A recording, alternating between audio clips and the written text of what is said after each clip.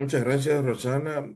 Muchas gracias a cada uno de ustedes por animarse a participar también de esta experiencia. Ciertamente me toca hacer una reflexión, una pequeña catequesis sobre la fe y la esperanza, pero intentaré responder a esa inquietud y desviarme un poquito del tema, porque sabiendo que estamos llamados a ser testigos de la esperanza, creo que también es bueno reconocer que hay algunas vivencias que son amigas de la esperanza y otras que son enemigas de la esperanza. Y por supuesto, entender que la fe, la esperanza y la caridad, esas virtudes teologales, están llamadas a entrelazarse, se están entrelazadas y son proporcionales. En la medida que mi fe es fuerte, también mi esperanza y por supuesto mi caridad. Por lo que podríamos reconocer también, como diría el Papa Francisco en su momento, a Abraham no solamente padre de la fe, sino también padre de la esperanza. Hay una oración bonita en el texto bíblico sobre de Abraham, donde él le pide al Señor, dame fuerzas para seguirte pidiendo lo que tú me has prometido. No es así literalmente, pero es como la recuerdo, como la traduzco, y creo que expresa muy bien esa oración de fe, cómo Abraham se fortalece en la esperanza, escuchando la palabra de Dios y al mismo tiempo se descubre amado, amado como un amigo. El domingo pasado escuchábamos esa intercesión confiada de este amigo que sigue esperanzado y confiando en ese Dios que también nosotros amamos y conocemos. Quisiera ponerle como un título un poco tal vez raro a esta reflexión, raro en el sentido de lo poco común. El título es La esperanza en la puerta hermosa. No piensen que me lo he sacado así como de la manga. Este título viene de un pasaje bíblico de Hechos de los Apóstoles, del capítulo 3 del 1 al 9.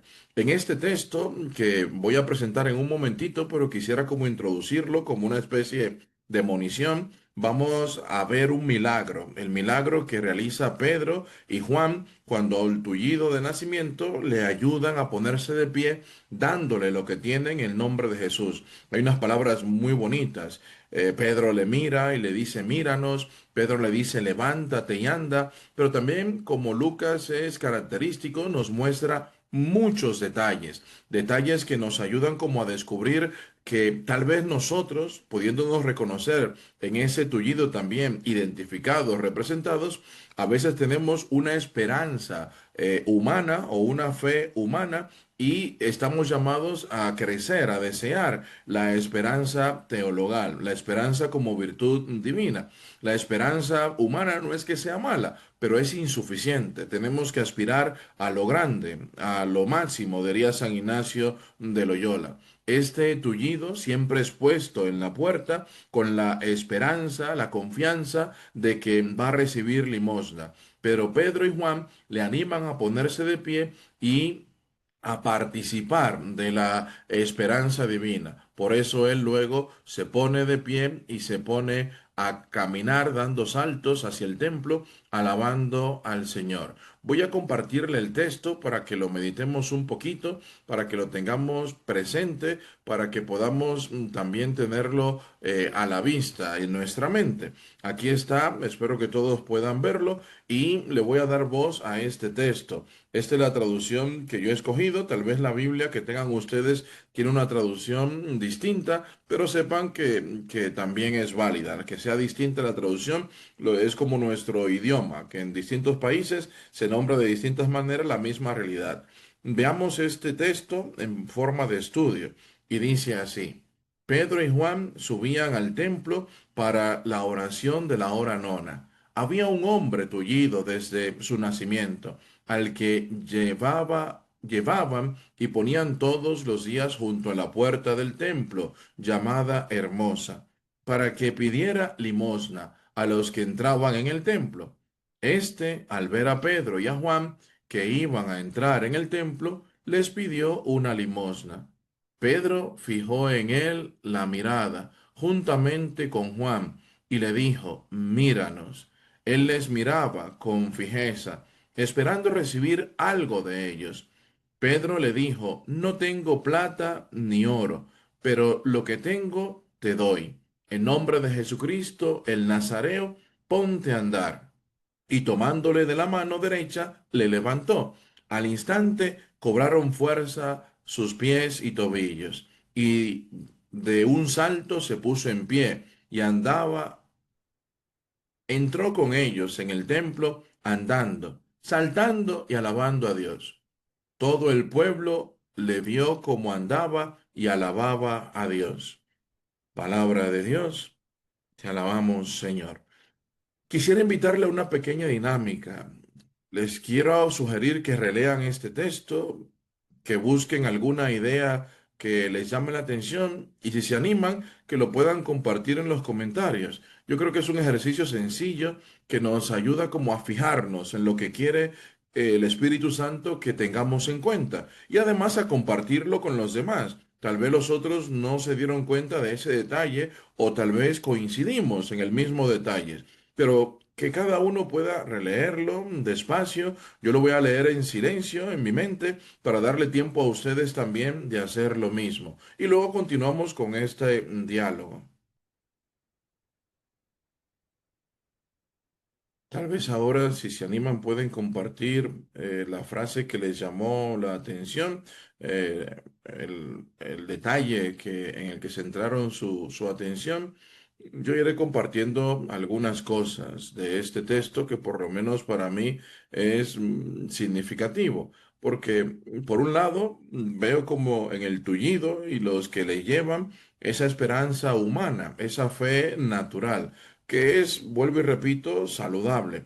Por ejemplo, podemos hablar de la fe natural como cuando uno va al supermercado y compra un producto, uno no le hace un examen químico como para saber que lo que dice la etiqueta es lo que contiene. Uno hace una observación, ve la caducidad, los ingredientes, si es saludable o no, el precio y lo compra. Entonces uno como que confía en las personas que han hecho ese producto. Uno va por la calle y ve el semáforo y antes de cruzar uno ve que cambia de color y uno actúa según ese color y tiene la esperanza, tiene la confianza de que los demás harán lo mismo. Y esa fe humana es saludable, es conveniente, pero no nos ayuda a la vida eterna, que es nuestra gran esperanza. El reconocer que Cristo ha vencido el pecado y ha vencido la muerte. No nos vincula realmente los unos entre otros, nos permite convivir, pero no nos hace fraternos, no nos hace felices, vamos a ponerlo de esa forma. En cambio, la fe teologal, la fe, la virtud de la esperanza, nos ayudan a compenetrarnos los unos con los otros, en la certeza de que somos hermanos en Cristo. Nos ayuda a acercarnos al Señor, a participar de esa misericordia, de esa llamada misericordiosa que el Dios bueno nos tiene. Veamos en este texto cómo el tullido de alguna manera representa la fe natural, la fe humana y la esperanza humana. Miremos cómo Pedro y Juan van camino al templo y representan la fe y la esperanza teologal. El tullido se queda en la puerta hermosa, mirando hacia afuera, esperando recibir y mendigar de las personas un algo. En cambio, Pedro y Juan van camino al templo a encontrarse no con algo, sino con alguien. El tullido al final lo descubre, lo comprende y entra con ellos saltando y alabando. Un detalle, además de esos que he mencionado, que a mí me gusta mucho también y que me hace, me interpela como fraile, como sacerdote, es que Pedro y Juan acompañan al tullido. No le dicen, ve tú y haz lo que tienes que hacer. No le enseñan y le dejan. Hay un acompañamiento y creo que es lo que estamos llamados todos a hacer, a dejarnos acompañar y acompañarnos los unos a los otros. Quisiera animarles a fijarnos en el versículo número 5 que habla sobre el hombre los miró esperando recibir algo y pensemos en los enemigos de la esperanza. Es bueno entender, como diría San Agustín, que ser peregrino es avanzar hacia un lugar espiritual, un lugar santo, y que sobre todo avanzamos con el deseo y los afectos, no tanto con los pies. Es importante moverse, pero sobre todo es el corazón el que avanza. Por eso en la Eucaristía, comenta el Santo Dipona, nos dicen, levantemos el corazón. Levantar el corazón no es levantar el pecho o las manos, como a veces sucede, sino fijar nuestro deseo, nuestro afecto a las cosas del cielo. Pero sabiendo que peregrinar es esa realidad y que la esperanza es Cristo Jesús, podemos reconocer enemigos de la esperanza. Por supuesto, el más grande, el pecado, el demonio, y Cristo les ha vencido. Pero hay otros enemigos de la esperanza que a veces los padecemos, pero pensamos que son buenos, como este tullido, que tenía una dinámica de vida que él pensaba que era buena, que era conveniente. Sí, es cierto, tal vez estoy como siendo muy duro con el tullido porque el texto no dice que no entraba al templo, pero a veces sucede, nos quedamos en la puerta o nosotros mismos vivimos la fe mendigando o esperando esas realidades humanas y no tanto las espirituales, no tanto las que Dios nos ofrece. Nos enojamos cuando no recibimos los reconocimientos o el trato que esperamos humanamente. En cambio, no sabemos pedir, esperar, alegrarnos de los bienes espirituales que Dios nos ofrece. Perdón si estoy siendo muy radical, pero tal vez es una observación muy generalizada. Debería haber dicho en algunas ocasiones. Pero pensemos en el primer enemigo de la esperanza y por lo tanto también de la fe y de la caridad. El primer enemigo lo vamos a llamar el optimismo incorrecto o ideológico. Es una frase que acuña el Papa Benedicto XVI y más o menos podríamos referirlo cuando esa idea no real de que todo va a salir bien, de que todo va a estar bien, se nos mete en el corazón y en la mente. Y de alguna manera nos bloquea de la realidad y no nos permite ver como lo malo realmente de la situación, o ser, mejor dicho, empáticos o conscientes de lo malo que está viviendo la persona o la realidad. Digamos que de alguna manera se reemplaza ese dolor con decretos personales, con promesas personales. Todo va a estar bien, no pasa nada, después de la tormenta viene la calma, son esas frases que muchas veces se dicen. El Papa Benedicto XVI hablaba de esas ideologías modernas y ciegas que creen que por sencillamente desearlo, el futuro va a ser mejor. O esas ideas políticas o sociales, históricas, humanas, que nos marcan. A veces, en este contexto de familia, me atrevo a decir, se piensa, si es mujer, a los 30 años debe estar casada. Y todas las tías, las abuelas, los familiares le preguntan, ¿y cuándo te vas a casar? Y si no se ha casado, ya siente o le dicen que le ha dejado el tren. Eso es como una frase en mi país.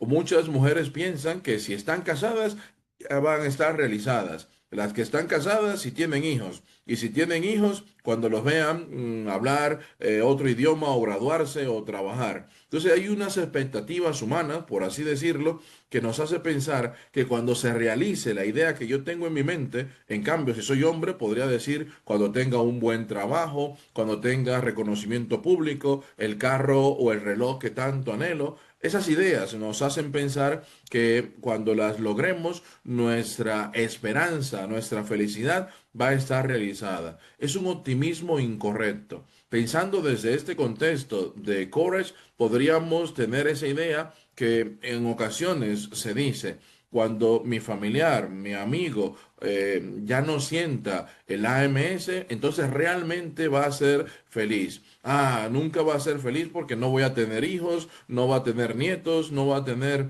una pareja. Hay unas ideas que de alguna manera nos frustran porque son nuestras expectativas, nuestras ilusiones, nuestras esperanzas humanas. Y ese optimismo incorrecto o ideológico va socavando poquito a poco lo que sería la esperanza real.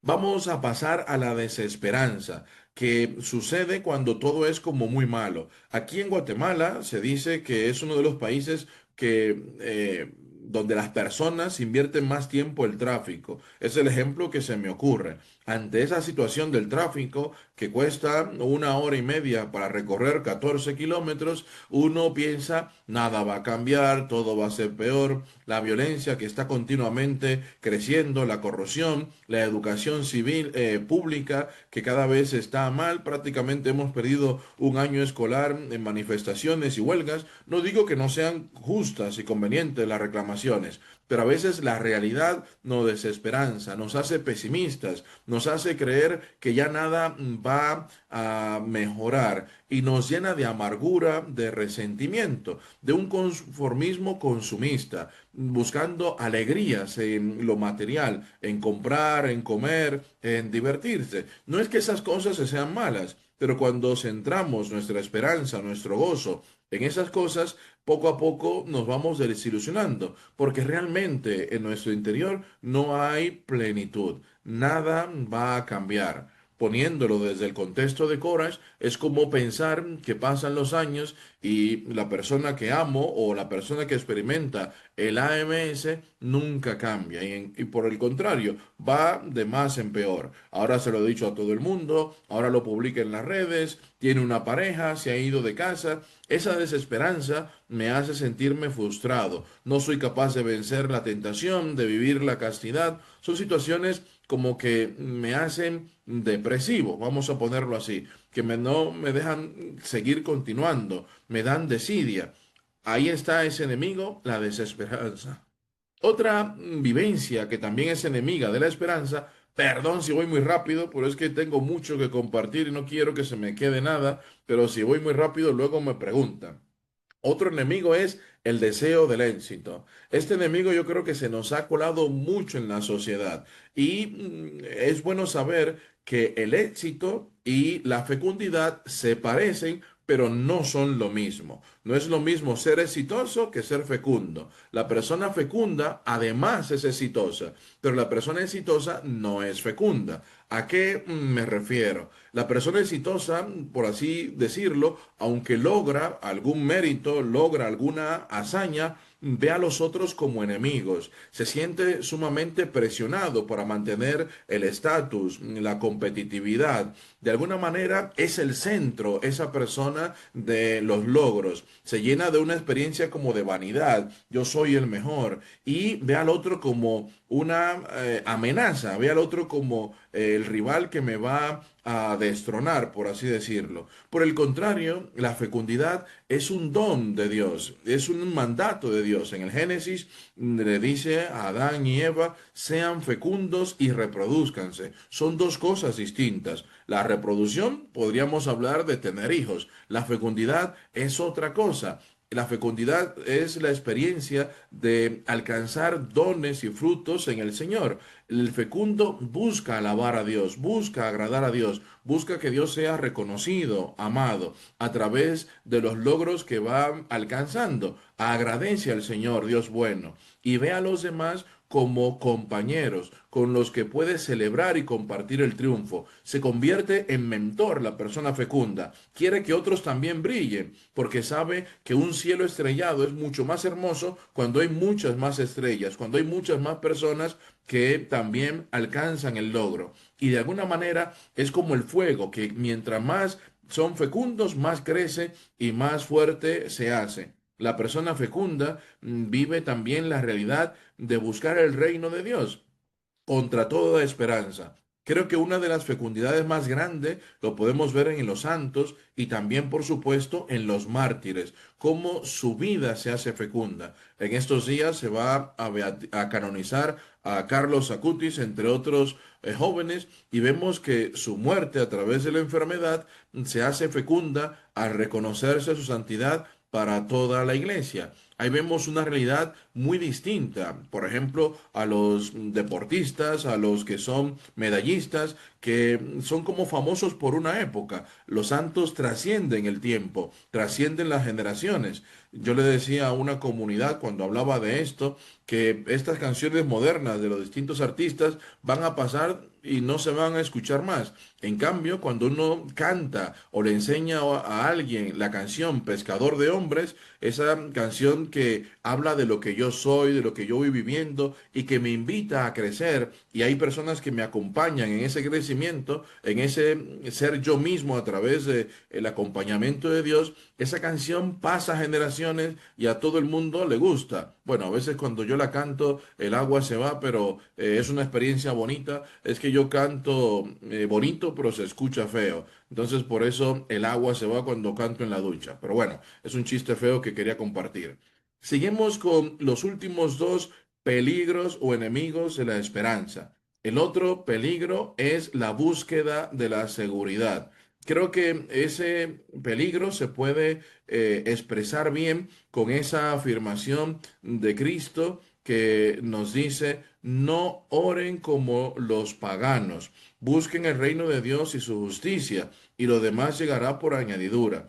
A veces tenemos una fe que lo que busca es nuestra seguridad, una fe que lo que pide es como los los bienes que anhelamos, pensando que si tenemos más cosas materiales, de alguna manera vamos a estar más tranquilos. Es una especie como de autorrealización personal, una autorrealización que nos lleva como a sentirnos dichosos por tener cosas materiales. Y si Dios me concede todo lo que le estoy pidiendo, entonces Dios es bueno. Cuando nos animamos a buscar primero el reino de Dios, es como si le dijéramos al Señor, aunque no me das lo que te estoy pidiendo, yo te alabo y te bendigo y te doy gracias porque tú siempre has sido bueno conmigo. La búsqueda de la seguridad o la autorrealización, que son dos cosas que se parecen mucho, aunque podríamos decir que son distintas, nos hacen pensar que la bonanza, los bienes materiales, son nuestra plenitud y nuestra alegría plena. Y no es así. En esa situación tenemos ya estos enemigos de la esperanza que se nos van colando. Vuelvo y repito, el principal enemigo es el pecado. El pecado en nuestra vida, aunque pensamos que es pequeñito o que nadie se da cuenta, nos va calcomiendo y nos va quitando la esperanza. El no confiar en Cristo, el no vivir los sacramentos o en pecado vivir los sacramentos. Ese enemigo creo que es el peor para una persona que desea crecer en la fe y en la esperanza. Ahí concluyo esta primera parte y repito los enemigos de la esperanza. El primero, el optimismo incorrecto, el pensar que todo estará bien y no ser consciente de la realidad. La desesperanza, el frustrarnos, el amargarnos ante lo malo que se está viviendo, ante no lograr lo que estoy anhelando. El deseo del éxito, que es de alguna manera buscar mi triunfo personal, mi vanidad, que se llene mi ego. Luego está la búsqueda de la seguridad o la autorrealización, que es como pedirle a Dios para que Él me dé casa, trabajo, pareja o que me quite el aguijón que no me deja en paz. Y el pecado que se hace como cómplice en mi vida de fe, el pecado que no confieso, el pecado que no me permite vivir en gracia, en santidad, los sacramentos. Ahí tenemos, digamos, esos enemigos, pero no nos quedemos con la mirada pesimista, seamos también esperanzadores, porque si no va a ser como un poco triste que nos quedemos con esa postura de los enemigos de la esperanza.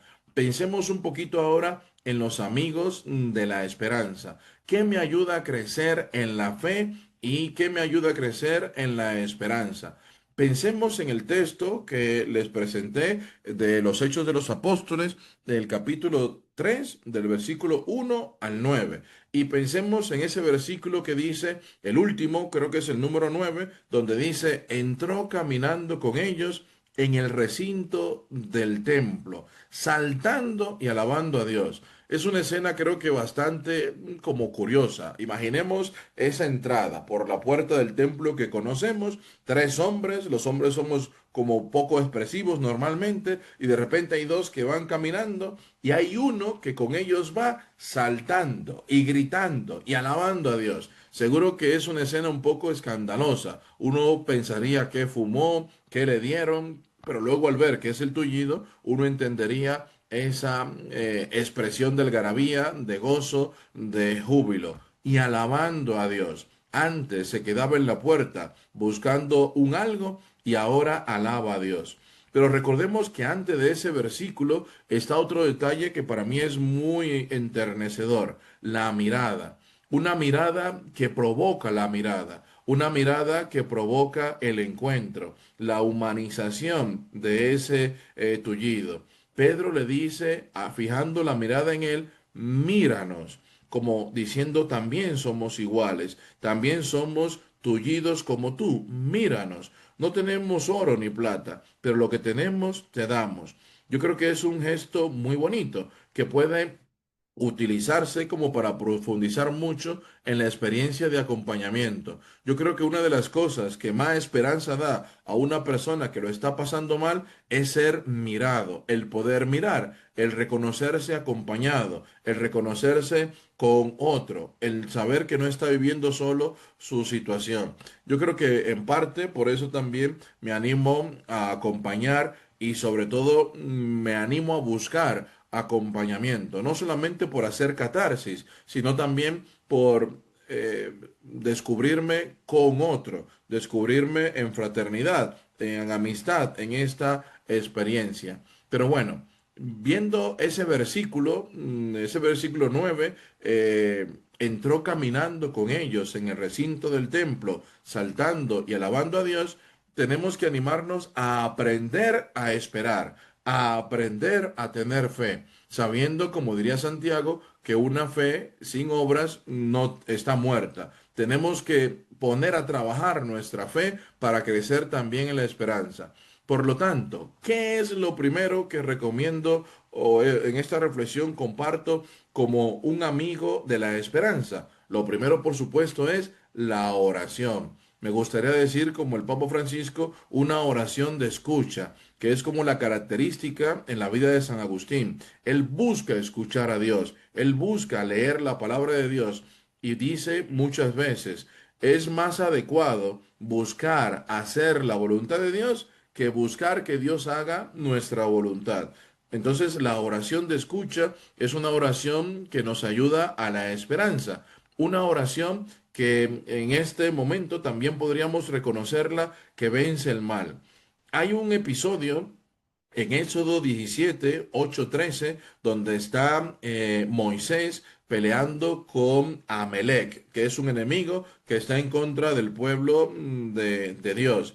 Y en esa escena está como Moisés en una cima, está sentado, está orando con los brazos extendidos y con su bastón, con su callado, y mientras está orando, el pueblo está venciendo. Mientras tiene los brazos extendidos, el pueblo está venciendo. Por el cansancio, por lo largo que es la batalla, por los años, empiezan como a bajar los brazos. Y los dos que están al lado de Moisés se dan cuenta que cuando Moisés baja los brazos, el pueblo empieza a perder. Pero cuando Moisés levanta los brazos, el pueblo empieza a ganar. Pues ¿qué hacen? ¡Pum! Le agarran los brazos a Moisés para que lo mantenga en alto. Otro ejemplo de acompañamiento. Qué bonito es cuando aprendemos a orar con otros, a orar en esa actitud de la cruz de Cristo, orar mirando el palo de la cruz vertical que me lleva hacia Dios, deseando escucharle, pero orar también con ese travesaño, el palo horizontal, que me deja apoyarme y apoyar a otros, que me dejan también acompañarme por otros, dejarme acompañar por otros y acompañar a otros. San Agustín interpreta este texto de Moisés señalando que Moisés es la figura de Cristo en la cruz y que está orando con los brazos en cruz, poniendo esa esperanza en el cielo, en el Padre bueno, y reconoce a Amelet como el maligno, el mal cuando oramos va siendo vencido. Cuando dejamos de orar, nos vence, comenta el santo de Hipona. Por lo tanto, esa oración en comunidad, esa oración mirando y deseando escuchar a Dios, es una oración que nos ayuda a crecer en la esperanza. Otro aspecto que el santo de Hipona también comenta para animarnos a crecer en la esperanza, podríamos decir que es la insistencia y la perseverancia. Podríamos preguntarnos, ¿para qué oramos?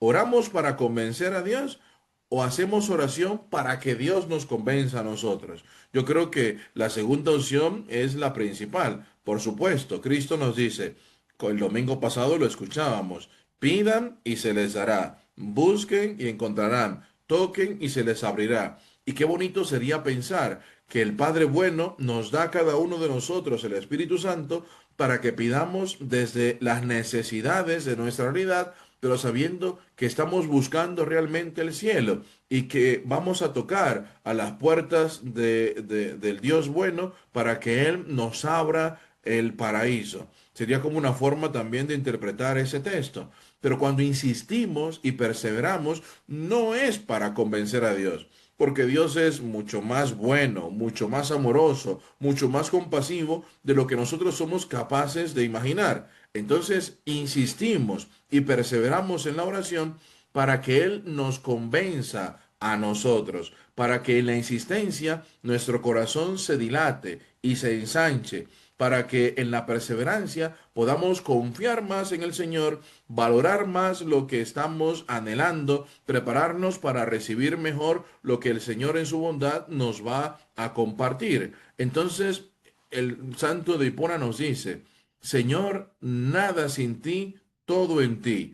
Él puede mucho, todo sin nosotros. Nosotros no podemos hacer nada sin Él. La insistencia y la perseverancia nos anima en la confianza y al mismo tiempo nos ayuda a disfrutar, a prepararnos más en el deseo de lo que ya vamos recibiendo, sabiendo que el Dios de la misericordia, si pone en mi corazón ese deseo y ese anhelo, Él me va a ayudar a crecer, a purificarlo y en verdad a desear lo que más me conviene, lo que Él me ofrece, su voluntad.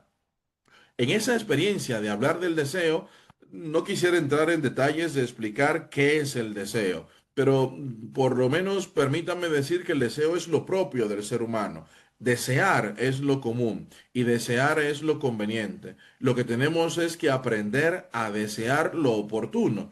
Y San Agustín dice que el deseo se puede educar. Si amamos la tierra, seremos tierra, comenta él. Si amamos a Dios, dice, ¿qué puedo decir? ¿Acaso serás Dios? No me atrevo a decirlo por mi propia autoridad. Yo, escuchemos las escrituras, comenta el santo de Hipona. Yo dije, dioses sois e hijos del Altísimo todos. San Agustín nos dice que si deseamos a Dios, deseamos las cosas del cielo, vamos a crecer en ellas, vamos a ser Dios, vamos a participar de la misericordia y divinidad de Dios. Por supuesto, tenemos que entender que ver televisión es mucho más entretenido, es mucho más como fácil, podríamos decirlo, que estar una hora de meditación, una hora en la misa. Pero el resultado final de satisfacción, de esperanza, de alegría, de gozo, no es el mismo. Entonces tenemos que ir aprendiendo a educarnos poquito a poco. Y algo muy importante, tenemos que vaciarnos de esos gozos y placeres del mundo para irnos llenando cada vez más de esos gozos y placeres que Dios nos ofrece. El penúltimo amigo de la esperanza. Ya sé que me pasé un poquito de tiempo, pero les pido 5 minutitos más, por favor. Es la vocación. La vocación al gozo, la vocación a disfrutar. Por supuesto, me veo obligado a citar ese documento del Papa Francisco que se llama Gaudete et Sultate, alégrate y gózate. En esa experiencia de que la santidad se cultiva más buscando lo que nos alegra en el Señor, lo que nos goza en el Señor, que buscando las prohibiciones. Es mucho más fácil, comenta el Papa Benedicto XVI, vivir la santidad, centrándonos en lo positivo de nuestra fe, que centrándonos en las prohibiciones, como en lo que está mal, en el castigo. Tenemos una vocación a gozarnos en el Señor. Ese elemento también nos ayuda a crecer en la esperanza. Y por último, la paciencia de Dios. Es un término que se explica muy bien con la parábola de la cizaña y el trigo. San Agustín lo comenta diciendo, Dios es paciente y deja que crezcan juntas la cizaña y el trigo. Tú ocúpate de ser trigo, para que cuando el Señor venga y separe el trigo de la cizaña, a ti te ponga en el granero. Tú tienes que ser trigo. Y comenta, Dios es paciente, Dios nos da oportunidad y nos sigue llamando. La paciencia de Dios nos anima a poder ser trigos, a no ser cizaña. Y saber que cuando Dios es paciente con el otro, que es cizaña, también es paciente conmigo, que en ocasiones también soy cizaña. Qué bueno es poder comprenderlo de esa manera. Entonces ahí tenemos algunos amigos de la esperanza. Vuelvo y repito, está la oración, sobre todo de escucha, en comunidad, esa oración que también es deseando hacer la voluntad de Dios. La insistencia y la perseverancia que ensancha mi corazón, que me permite que el Señor me convenza, me ayuda a confiar más en Dios,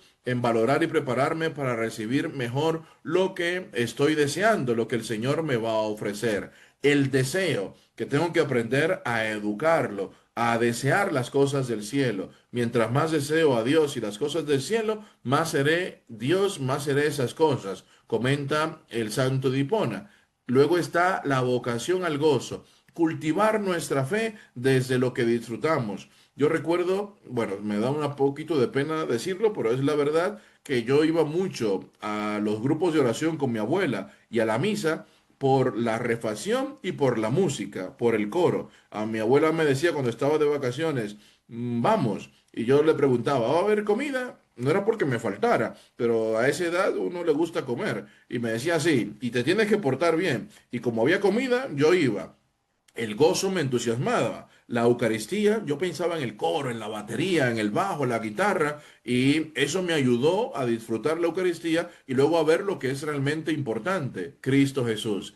Saber que Dios es paciente conmigo, también con los demás. Y mientras la paciencia de Dios se va dando, me animo yo a hacer trigo. Se me invita a hacer trigo, a centrarme en lo bueno que puedo hacer y no estar mirando lo malo que el otro hace. Bueno.